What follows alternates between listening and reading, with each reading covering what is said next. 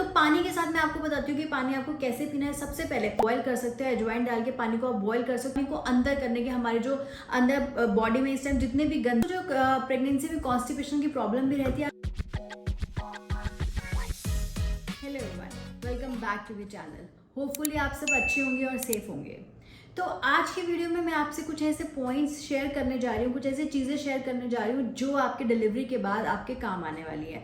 Delivery के बाद जब आप हॉस्पिटल से डिस्चार्ज हो जाते हैं तो सब चीज़ें आपके लिए बिल्कुल ही एकदम से नई होती हैं। आप बेबी के रिस्पॉन्सिबिलिटी, घर के काम की रिस्पॉन्सिबिलिटी, सब चीज़ आपको बहुत ही ज़्यादा परेशान कर रही होती है कि हमने कैसे करना है और कैसे नहीं कर पाएंगे। तो जो सबसे ज़्यादा चीज़ ज़रूरी है वो है सबसे ज़्यादा जो आपकी केयर है। अगर आप अपनी केयर नहीं करेंगे तो आपकी जो बेबी है आप उसकी केयर भी ढंग से नहीं कर पाएंगे। एक बहुत ही अच्छी सेइंग है, happy mothers make happy child. अगर आप खुद से खुश हैं और खुद से हेल्दी हैं तो आपका बच्चा भी हेल्दी और खुश रहेगा। तो आपको 40 डेज तक अपनी केयर कैसे करनी है, कुछ ऐसी चीज़ें मैं आपको बताऊंगी। आज हम इस वीडियो में जो डिस्कस करेंगे आपकी डाइट के बारे में, मसाज के बारे में, ऑयलिंग के बारे में, अपने आपकी बॉडी को कवर कैसे करके रखना है, कितने दिन तक कवर करना है और क्यों कवर करके रखना है। तो ये सारी चीज़ें जो मैं इस वीडियो में आपसे शेयर करूंगी। तो आगे चलने से पहले आपसे एक रिक्वेस्ट करती हूँ कि अगर वीडियो अच्छी लगे तो वीडियो को लाइक कर लेना, और जो भी नए व्यूअर्स हैं प्लीज़ आपसे रिक्वेस्ट है कि चैनल को सब्सक्राइब कर लेना ताकि ऐसे आने वाली जो हेल्पफुल वीडियोस है वो आप तक जल्दी पहुंचती रहे। तो सबसे पहला जो पॉइंट आता है वो आता है वाटर, कि आपको जो वाटर है वो कितना इनटेक करना चाहिए। पानी ठंडा पीना है, पानी गर्म पीना है, ये तो बहुत ऑब्वियस सी बात है कि ठंडा पानी हमें कंज्यूम नहीं करना है। तो पानी के साथ मैं आपको बताती हूँ कि पानी आपको कैसे पीना है। सबसे पहले जब भी आपको प्यास लग रही है, आपको पानी जो है वो गुनगुना कोसा पानी पीना है। ठंडे पानी को आपको बिल्कुल अवॉइड करना है। और पानी में आपको जीरा डाल के, सौंफ डाल के आप पानी को बॉयल कर सकते हो, अजवाइन डाल के पानी को आप बॉयल कर सकते हो। उस पानी को आप कंज्यूम कर सकते हो। अगर आप पूरा दिन वो पानी नहीं पी सकते तो इंटरवल के बाद, मतलब फॉर एग्जांपल आपने फिक्स कर लिया कि 2 बारी आपने जीरे वाला पानी पीना है या 2 बारी आपने अजवाइन वाला पानी पीना है। उस पानी से क्या होगा, जो आपका टमी है, जो बिल्कुल ही जो बेबी जो हमारा टमी से बाहर आ जाता है, तो जो हमारा टमी है उसमें बिल्कुल वो ऐसा लगता है कि अंदर एक खाली बॉल सी हो गई है जो बिल्कुल हमारी स्किन से भी लटक जाती है। तो वो टाइटनिंग के काम तो नहीं आएगा, बट हमारे टमी को अंदर करने के, हमारे जो अंदर बॉडी में इस टाइम जितने भी गंदगी है वो सारी की सारी फ्लश आउट करने में जो अजवाइन वाटर है या जीरा वाटर है ये हमें बहुत ज़्यादा हेल्प करता है। तो कुछ लेडीज़ को जो प्रेगनेंसी में कॉन्स्टिपेशन की प्रॉब्लम भी रहती है, अगर आपने पानी अपना जो है वो थ्रू आउट आफ्टर प्रेगनेंसी या थ्रू आउट प्रेगनेंसी अगर आप ढंग से पीते रहोगे तो कॉन्स्टिपेशन की प्रॉब्लम भी जो आपको फेस नहीं करनी पड़ेगी।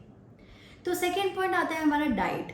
जो आपकी डाइट है वो एकदम से जो है वो बैलेंस डाइट हो जानी चाहिए। मैं ये नहीं बोलूँगी कि आपको ये नहीं खाना है वो नहीं खाना है। भाई आपकी सर्जरी हुई है, आपको जो अपनी डाइट है वो बैलेंस मेंटेन करना है कि आपको जो आपकी बॉडी इस टाइम वो बहुत ही ज़्यादा वीक होती है और टायर्ड हो चुकी होती है। तो आपकी बॉडी को सबसे ज़्यादा न्यूट्रिएंट्स की जो है वो ज़रूरत होती है, क्योंकि हमारी बॉडी में क्या होता है इस टाइम बहुत ज़्यादा हार्मोनल इम्बैलेंस चल रहा होता है। जो हमारे हार्मोन्स प्रेगनेंसी में एकदम से शूट अप हुए होते हैं वो एकदम से डाउन आ जाते हैं। इलेक्ट्रोलाइट्स का इम्बैलेंस हो रहा होता है, वाइटामिन मिनरल्स कम हो रहे होते हैं हमारी बॉडी में, प्रोटीन, सब जो चीज़ें हैं वो बिल्कुल ही बहुत ज़्यादा डिस्टर्ब हो रखी होती है, हिली हुई होती है। तो हमें उन चीज़ों को मेंटेन करना, दोबारा से लाइन पे लाना वो बहुत ज़्यादा ज़रूरी होता है। तो उसके लिए आपको क्या करना है, आपको बैलेंस डाइट लेनी है। बैलेंस डाइट में आपके प्रोटीन भी होने चाहिए, कार्बोहाइड्रेट्स भी होने चाहिए, वाइटामिन, मिनरल, सारे के सारे न्यूट्रिएंट्स आपको अपनी डाइट में शामिल करने हैं और वो एक प्रॉपर जो डाइट है वो आपको कंज्यूम करनी है।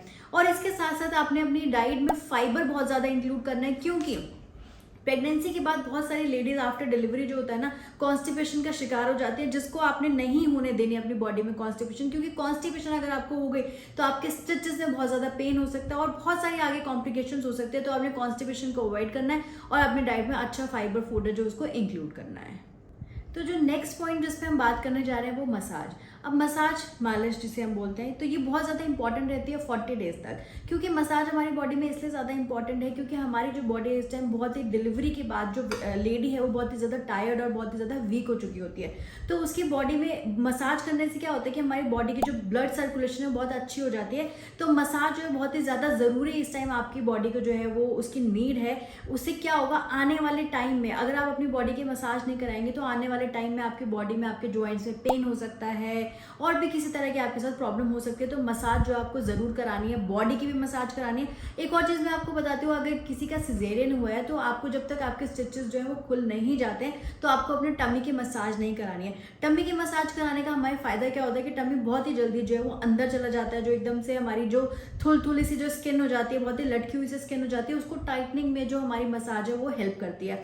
बाकी बॉडी पार्ट्स भी कई बार जिन लेडी का फैट जो होता है वो डिलीवरी में बहुत ज़्यादा बढ़ गया होता है, तो उनकी जैसे थाइज हो गए या आपके आर्म्स का ये वाला और एरिया हो गया, तो इसका जो जितनी भी हमारी जो स्किन लूज हुई है उसको टाइटनिंग करने में हमारी बहुत ज़्यादा हेल्प करती है मसाज, और हमारी बॉडी की टायर्डनेस जो वीक हुई होती है बॉडी, उसको भी हमारे रिकवर करने में बहुत ही ज़्यादा हमें हेल्पफुल करती है। बॉडी के साथ साथ जो है हेयर ऑयल, हेयर पे मसाज, जो हेड मसाज जो है वो बहुत ज़्यादा ज़रूरी होती है। अब हेड मसाज क्यों ज़रूरी है कि अगर आप हेड मसाज नहीं कराएंगे, बालों में अपने जो है वो तेल नहीं लगाएंगे, तो आने वाले टाइम में आपको हेडेक की प्रॉब्लम हो सकती है।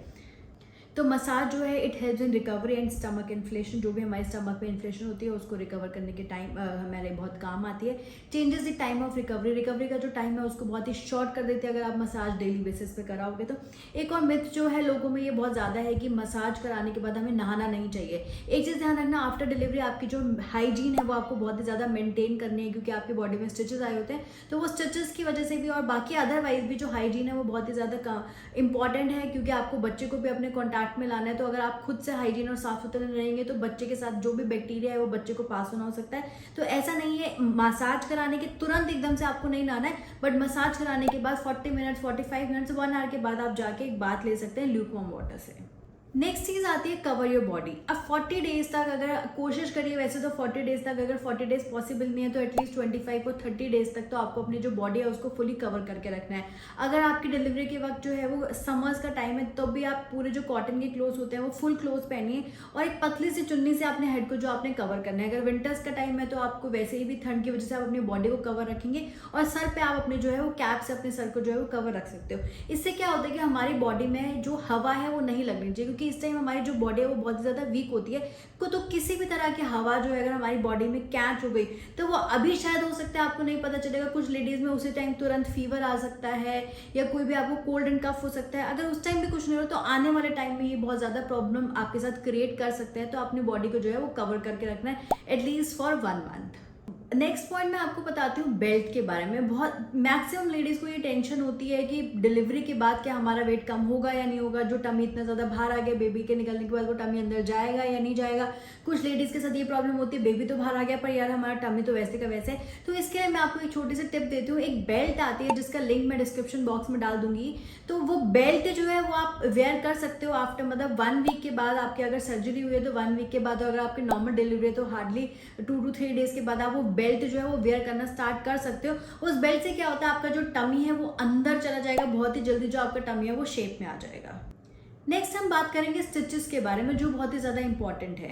तो स्टिचेस जो आपकी बॉडी में लगी हैं, सबसे पहली चीज़ आपको ये ध्यान रखनी है कि आपको कोई भी भारी सामान नहीं उठाना है। आपको जब भी आप वॉक कर रहे हैं तो आपको बहुत ही स्लोली चलना है, चौकड़ी मार के क्रॉस लेग्स करके आपको नीचे नहीं बैठना है, और आपने जो वो एरिया जहाँ पे आपके स्टिचेस आए हैं उस एरिया को आपने बहुत ही ज़्यादा ड्राई रखना है। अब कई बार क्या होता है कि जब आपकी डिलीवरी है तो एकदम से रेनी सीजन आ सकता है, तो रेनी सीजन में बहुत ही ज़्यादा पस पड़ने के चांसेस रहते हैं। तो जितना आप उस एरिया को ड्राई रखोगे, अगर समर्स का टाइम है तो आपको स्वेटिंग नहीं होने देनी है वहाँ पे, जितना ज़्यादा आप उस एरिया को ड्राई रखोगे उतनी जल्दी जो आपके वो स्टिचेस हैं वो हील कर जाएंगे।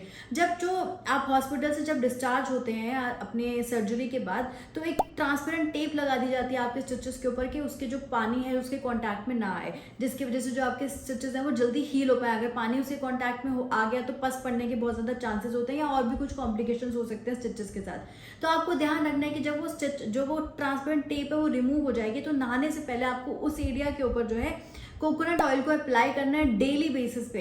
ये चीज़ आपको बहुत ज़्यादा ध्यान रखनी है। एटलीस्ट फॉर 15 डेज आप स्टिचेस के ऊपर अपने कोकोनट जो ऑयल है वो अप्लाई करेंगे नहाने से पहले, जिससे आपके जो स्टिचेस हैं वो बहुत ही ज़्यादा जल्दी जो है वो हील अप हो पाएंगे। तो ये कुछ पॉइंट्स हैं जिनके बारे में हमने आज बात करी। तो एक चीज़ मैं आपको और बताना चाहूँगी जो आपके डाइट से रिलेटेड है, विच इज़ देसी घी। अब कई बार क्या होता है डिलीवरी के बाद जिनकी सर्जरी होती है तो घर के जो बड़े होते हैं एल्डर्स वही बोलते हैं कि नहीं जी डिलीवरी सर्जरी हुई है तो आपको देसी घी बिल्कुल नहीं खाना, या अगर नॉर्मल डिलीवरी हुई है तो देसी घी बहुत ज़्यादा खिलाओ, लड्डू खिलाओ बना के। देखिए हर चीज़ जो है अगर एक लिमिटेड अमाउंट में कंज्यूम करी जाए तो वो हमारी बॉडी के लिए अच्छी होती है, बट अगर आप उसे लिमिटलेस क्वांटिटी में जो है वो कंज्यूम कर रहे हो तो वो हमारी बॉडी को हमेशा जो है वो खराब करेगी। आप देसी घी को कंज्यूम कर सकते हो एक लिमिटेड में, एक लिमिटेड अमाउंट में, वो आपकी बॉडी में एज अ लुब्रिकेंट जो है वो काम करेगा। आप देसी घी को कैसे यूज कर सकते हो, रोटी के ऊपर लगा सकते हो, अपनी सब्जी जो है देसी घी में बनवा सकते हो, या सब्जी के ऊपर देसी घी 1 चम्मच डाल सकते हो। तो जितना आप उसको कम क्वांटिटी में खाएंगे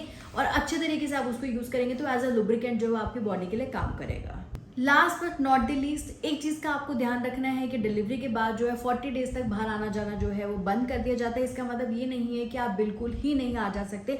आप अपनी बालकनी में बैठ सकते हैं, घर के बाहर धूप में बैठ सकते हैं, सनलाइट ले सकते हैं। अगर सर्दियों का टाइम है, मैं कह रही हूँ अगर इवन की समर्स का भी टाइम है, जो मॉर्निंग की जो वो 6-7 बजे वाली सनलाइट होती है ना, तो वो बहुत ही ज़्यादा ज़रूरी होती है बच्चे के लिए भी और मदर के लिए भी। तो कोशिश करिए दिन में 15 मिनट जो है वो सनलाइट को लेने की कोशिश करिए, या तो जब सूरज निकल रहा होता है सुबह 6 बजे, या जब सूरज ढल रहा होता है। 4 बजे वाली धूप कई बार समझ में जो चुभती है, जो सुबह 6 बजे वाली धूप है वो बहुत ही अच्छी होती है आपके बॉडी के लिए, तो उसको जरूर लेने की कोशिश करिए। और एक और चीज़ का ध्यान रखिए कि आपको ना अपने आप को गिल्टी फील नहीं कराना है। अगर आप अपने बेबी का सारा काम खुद से नहीं कर पा रहे हैं, आपके घर में एल्डर्स हैं, आपके हस्बैंड है, आप उनकी हेल्प ले सकते हैं अपने बेबी का काम कराने में, क्योंकि वो जो टाइम पीरियड होता है आपकी बॉडी को रिकवरी का टाइम पीरियड जो है वो चाहिए आपकी बॉडी को। अगर आपकी बॉडी रिकवर नहीं कर पाएगी तो आप अपने बच्चे का अभी के आगे भी ध्यान नहीं रख पाएंगे। तो पहले आपको खुद को रिकवर करना है। आपको स्टार्टिंग के कुछ दिनों में, पहले 1 महीने में या 40 दिन तक किसी और की हेल्प ले सकते हैं अपने बच्चे का काम कराने के लिए। इसमें आपको गिल्टी फील करने की बिल्कुल भी जरूरत नहीं है।